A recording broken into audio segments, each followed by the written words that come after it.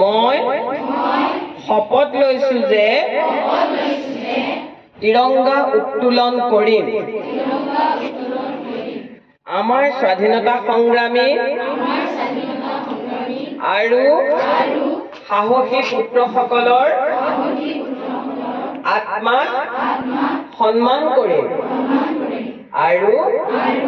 ভাৰতৰ উন্নয়ন আৰু প্ৰগতিৰ বাবে নিজকে সমৰ্পিত কৰিম আৰু ইয়াৰ ইংৰাজীটো মই জিলাক্ষীবাইদেউকে কৈ দিবলৈ কৈছো I will hoist the tricolor, respect the spirit of our freedom fighters and brave songs, and dedicate myself